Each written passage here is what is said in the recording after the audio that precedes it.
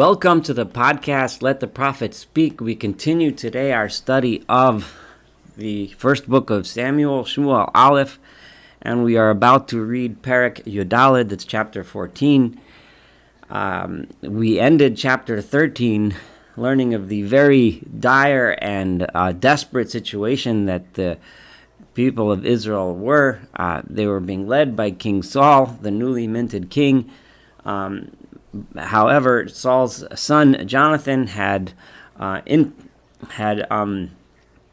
attacked some Philistine officers, leading to a massive array of force of the Philistines coming out against the people of Israel to show them who's boss. We learned of the terrible oppression that the Philistines had put the people of Israel under. We learned that the people of Israel didn't even have any weapons. And the people were frightened and scared. They all ran in fright. Many escaped to the other side of the Jordan. Many took up hiding places in caves and behind rocks, just because they were so afraid of the Philistines. And Saul was left with only 600 people that were still supporters and still waiting with him. And Saul, at this point, had no real plan, but we'll find out in a minute what his plan was. I'll find as we read what Saul was thinking would help him win. And we're going to see a tremendous contrast between Saul's son, Jonathan, and Saul himself, and Shaul himself, between how they each understood what it means when one says that God will help. What does it mean when one has trust or faith in God, that God will help in a desperate situation? I want to, and the contrast between Jonathan and Saul demonstrates to us what the problem here is with Shaul. What exactly is the flaw in his being king, and the reason why he did not continue to be king. So we'll pay attention to this, but also I wanted to point out that this story, as we hear, is very similar story to one that happened with Gideon in the book of Judges, chapter 7. And I recommend that you go back to Judges 7 and read what happened when Gideon was faced with the massive array of the Midianite army, and God also had Gideon victorious despite having very, very few soldiers. He was also way outnumbered, and Gideon won. If you recall, Gideon also sent a few soldiers to listen in and scout out the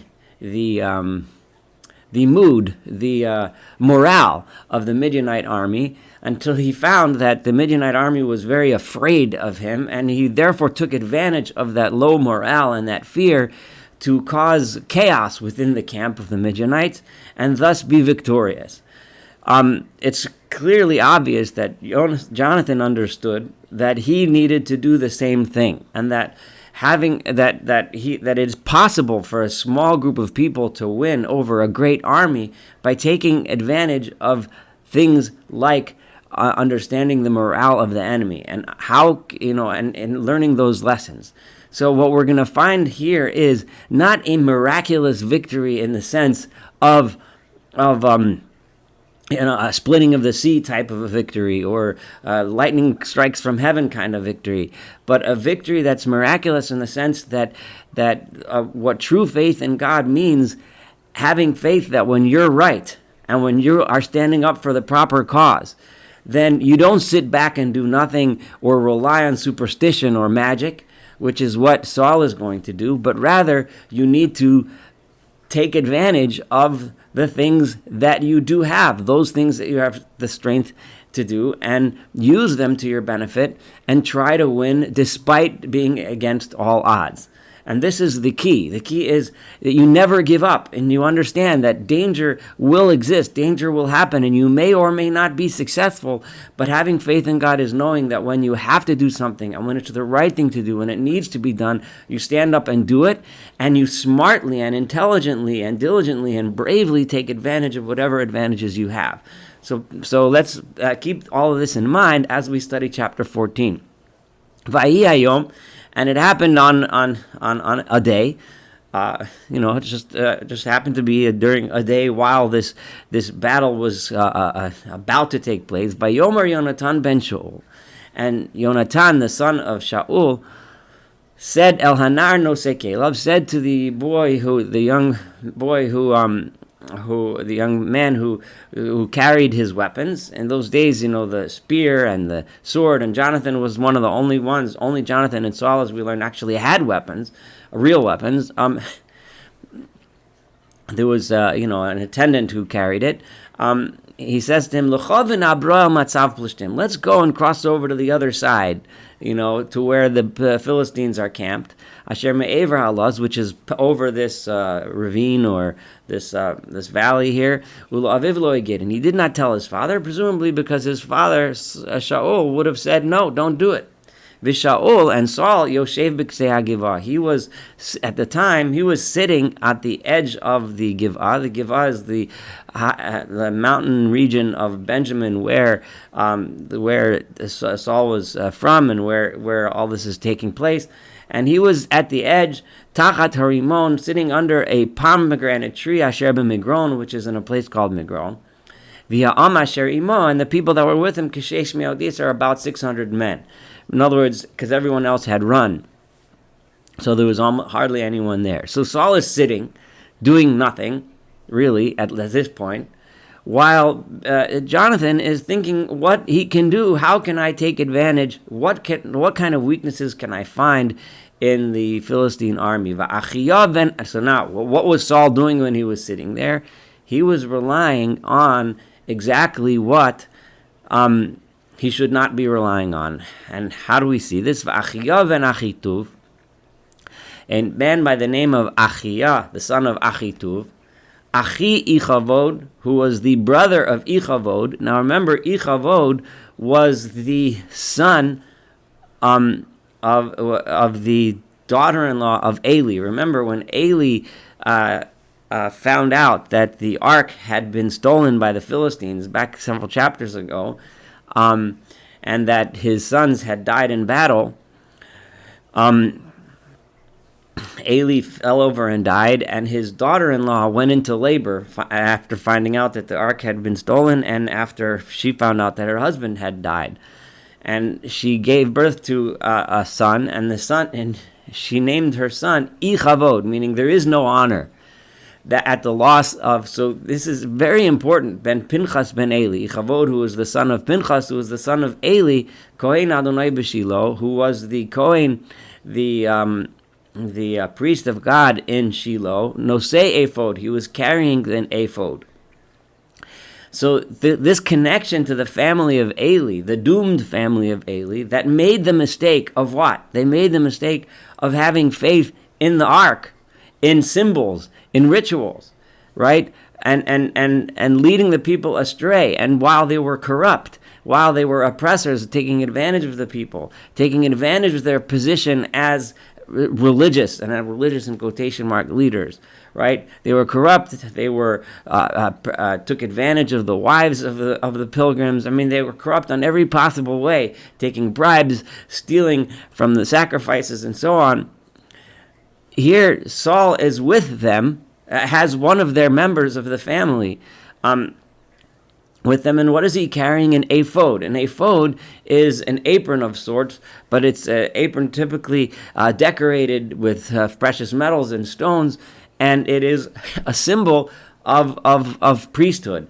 Now, remember, the ephod was the downfall of Gideon. The story I just mentioned to you of Gideon from Judges 7, right? We learned how Gideon was victorious in battle, but that afterwards he used the the precious metals and stones that were the booty from the war that he won, to make an ephod, and that was his downfall because he didn't understand. In other words, it became, that ephod became an object of worship. It became an object of idol worship. So the ephod, the connection between these two stories is very important to remember. So here we have Shaul relying on a corrupt priest, right, carrying an ephod, which is a representation of, he thinks it's a representation of God because they were a Kohen, they were priests to God, right? However, this is not the kind of thing that God wants. What God wants in this situation is not that you should have faith in this item or this object, this superstitious object, but rather you should do what Jonathan is doing, and that is look at the situation that you're in, figure out what can you do to save the people, and do it. But the people didn't know, ki halach Yonatan. They didn't know that Jonathan had snuck away. So here is setting up the situation where Jonathan is sneaking away with one guy, and everyone else is sitting around with the ephod and the priest and all this nonsense. Verse 4, ubein hamabarot, and between the at the area of the crossing, Asher bikesh Yonatan la'avar al matzav plushtim, the crossing which Yonatan wanted to cross over and pass through, it was between the camps, and he wanted to go towards the camp of the Philistines. Shein hasela me'ha'ever mizeh, there was a rocky, a sharp stone on one side, v'shein hasela me'ever mizeh, and a sharp stone on the other side. V'shem ha'echad botzeitz, v'shem ha'echad seneh, and one was called Botzeitz, and the other one was called Seneh. Hashen ha'echad matzuk mitzafon mul mechmas, v'yo echad minegev mul gava. And one of them was located on the north opposite Michmas, which is where the Philistines were, and the other one was on the south opposite Giva, which is where Saul was. Now, it's just giving us these sign posts, so you should know where this all took place. So you visit the area and you could see the where the battles took place and exactly where it was that Jonathan crossed over. Vayomer Yonasan, and Jonathan said El Hanar to the assistant, Nosei Caleb, who was carrying his weapons, let us go and cross over to the camp of those Arelim. Literally means those uncircumcised ones. We saw this term being used by the parents of Shimshon when they were referring to the Philistines as the Arelim, as the uncircumcised ones. So basically, it's a way of reminding us that these are not just Gentiles in the sense that they happen not to be Israelites, but they also have no relationship with God like we do. So remember, Ulai ya'aseh Adonai lanu, maybe God will do something for us. Ki ein la'Adonai matzar, there is nothing that prevents God lahoshia berav ovimat, to save us, whether we're mighty or whether we're few. And so the bottom line is that Jonathan is here remembering we have a relationship with God. That relationship is symbolized by the circumcision that we have on our body. And that should remind us, and remember he says, Ulai, maybe God will do something great for us. Maybe he will, maybe he won't, maybe we'll win, maybe we won't, but we still have to do what we have to do. Right? We don't have a choice. We got to do something. Whether we're a lot of people or a little people, let's see what we can do. And there's clearly Jonathan had in mind what had preceded him by probably a couple hundred years, with a story that happened with Gideon and how he was able to win over the Midianites with only a small number of people. So Vayomer lo Nosei Caleb, and his assistant, the one who carried his weapons, told him, Asei kol asher bilvavacha, do whatever it is that your heart tells you to do. Neteilach hineni imcha kilvavacha. Neteilach, just go ahead, right? Go ahead, lead, and I will be with you as you decide to do, as whatever your heart decides to do. Vayomer Yonasan, and Jonathan said, Hinei anachnu ovrim el ha'anoshim v'niglinu alehem. Let us go over to those men. Let's walk over to that other rock on the other side, and let us show ourselves to them. Let them see us. So we're not going to sneak up in a way that they can't see us. I want them to see us. Now remember, think about it. If they were to sneak, that would be a sign of weakness. So if they would try to sneak, but get seen, then the enemy would be, their morale would be lifted. We're saying, you see, those Israelites, they're all scared, they're all hiding, and they send spies and they're hiding. But if they walk up to us, and remember, Jonathan is the only one with the weapons. There's a reason why we were told that he has weapons, and that he's going with his weapons carrier, because this is a show of strength. We're not even afraid to come up to you. This will start to sow some fear in the Philistines. Maybe these Israelites who aren't even supposed to have weapons, look, here they have a guy who's armed, and he's walking right up to us, and he's not even afraid. And then let's see what they say. In Ko Yomru Aleinu, if they say to us, Domu ad hagienu alechem, wait there, and we're going to come down and meet you, and whatever message it is that you want, we'll come down and talk to you. V'amadnu tachtenu v'lo na'aleh alehem. Then we'll stay right there and not go up and not bother them. And as Rashi points out, because this is a sign that they're brave, they're not afraid. If they're going to come down and greet us, that means they're not afraid to come out and expose themselves. They know they're strong, they know they're powerful, and they're not afraid to expose themselves. However, if they are afraid, but if this is what they say, Alu aleinu, then why don't you guys come to us? If that's what they say, then vi alinu, then we should go up, because then we know then we know that God has placed them in our hands, and this is our sign. This is not a magical sign at all. If they have us come to them, that means they're afraid of us. That means they're afraid of us, and all what we need to do is frighten them and scare them. They're afraid of us, and the only way that they're willing to meet us is if we go into their camp, so they'll feel a little safer. But they're too afraid to come out to us because they think that we have all kinds of mighty soldiers that if they come out to us, they'll be exposed and in danger. This is ingenious. And this is the same thing, very similar to what Gideon did when he overheard the dreams that the people were saying that they were afraid of the might of Gideon, right? Then he realized and he knew that he would be able to stir up the camp and cause danger. Now remember, Jonathan knew that even though we only have 600 soldiers, right? He knew that there were thousands upon thousands of potential soldiers among the Israelites. And if he got the momentum working in the right direction, the people of Israel would be able to stand up and start fighting. So vayigalu shnehem al matzav plishtim. So the two of them went ahead, and they did exactly that. They showed themselves in front of the Philistine garrison. Vayomru Philistine, and the Philistines said, "Hine ivrim yotzim min hachorim asher et chabash." Look, the Hebrews, they're leaving those holes where they've been hiding. So in other words, they're kind of making fun, but they're also recognizing, they're getting out of those holes. They're not hiding anymore. They're revealing themselves in public. Whoa, we have something to be afraid of. Vaya'anu anshe hamatzavo et Yonatan ve'et nosei kelav. And the people that were in that station, that outpost,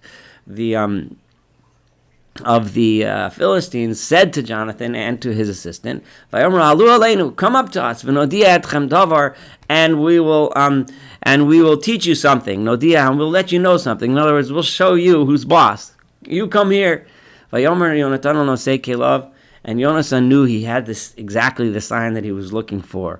He says to his assistant, "Alei acharai, follow me, ki natanam Adonai biad Yisrael. We can nail them. We can get them. God has placed them in the hands of Israel." Vayal Yonatan al yadav v'al raglav. So Jonathan climbed up the rock towards their thing on his hands and feet, v'nosei chilav acharav, and his weapons carrier behind him. Vayiplu lifnei Yonasan, and he slaughtered them, v'nosei chilav mimotzeis acharav, and he knocked them down, and Jonathan killed the people in this outpost. And then Vaytehi hamakoha rishona, and the first attack against the Philistines, asher hikayo Yonatan v'nosei kelav, that Yonasan struck down, and his weapons bearer ke'esrim ish. These two took on 20 men. Kivachatzi ma'anot semed sadeh. And this took place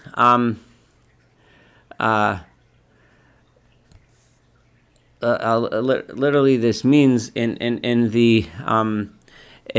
the small area of land, like, which is about a space of a half a furrow in a measure of land. And it's similar, like, you can translate that in acre, but it means a certain measure of land. So the bottom line is, in a small area there was 20 men, and Jonathan was knocked out 20 men, all 20 in this small area. So immediately,